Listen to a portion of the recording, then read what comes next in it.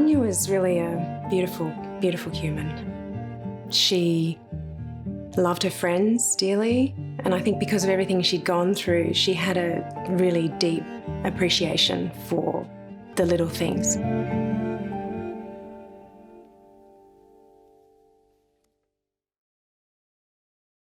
She had an immense sense of joy and an incredible sense of humour. Anya was larger than life. She was full of joy and fun and cheekiness. And she was just the most beautiful, bright young woman. I don't think she ever stopped smiling. I don't think I've ever seen Anya without a smile on her face.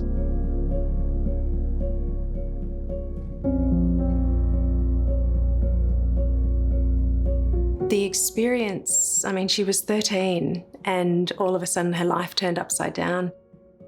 When Anya had the x-ray, I had to go and pick up her brother from sports training. And when I came in, she said, "Mum, there's something wrong," because all these people came in, looked at my x-ray, asked me how old I am.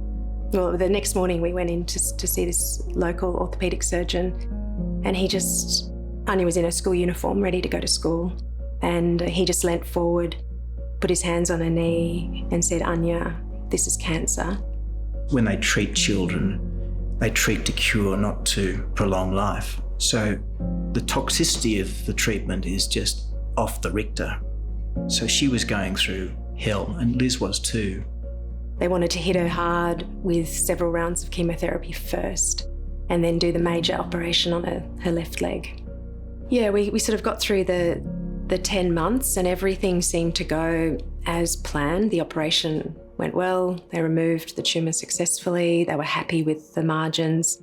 And then I remember that summer holidays after she'd got the all clear, and we went to the beach all together, and it was just amazing seeing her little bald head bobbing in the surf, and seeing her so full of life after such a difficult year.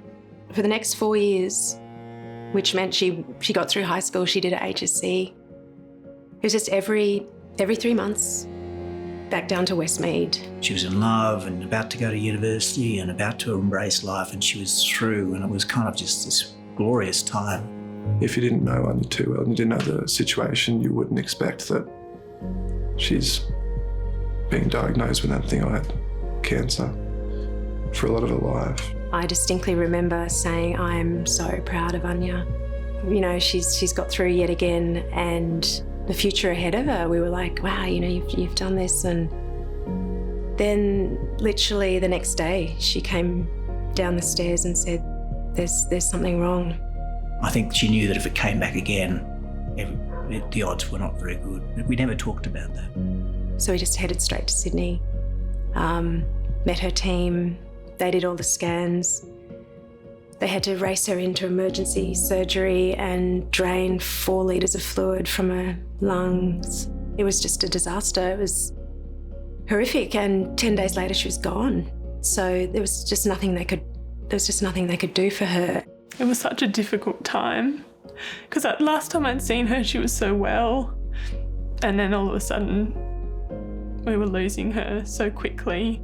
How do you tell your daughter that her team that she loved couldn't help her anymore? So I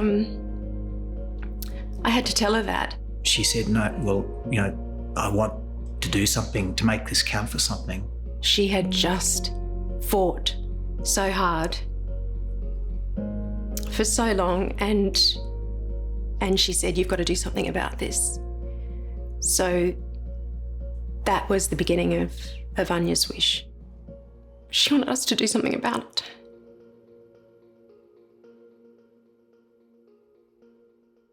And now when I look back, like, it all happened so quickly, and we just, so before we knew it, we were in the offices of Children's Cancer Institute, and I said, "If you had a magic wand and you could cure this awful disease, what would you do?" And they went away and came back with a project, a 3-year project called Anya's Wish.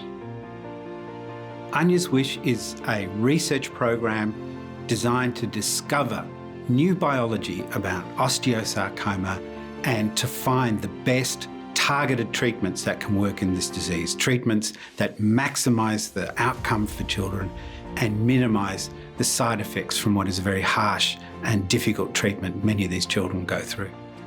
So in the last 12 months, for example, we've been able to grow 5 or 6 osteosarcoma samples directly from children. So we have more sample or more cells in which to test new drug treatments, in which to understand the biology of this disease and try and pilot new treatments.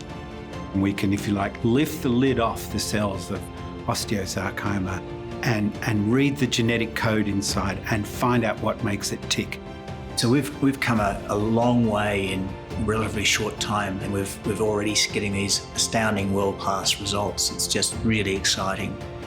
That's incredibly moving. I mean, you just want her back. But if we can't have her back, then make her legacy help other families that don't have to go through that. And the love that is embodied in this project through the amazing science that's happening and the support that's gathering momentum around this amazing project will continue to rock the world. They're doing the work on Anya's wish, and it's working. Through this research and through the support of our community, we can make a real impact, and it's essential that we do.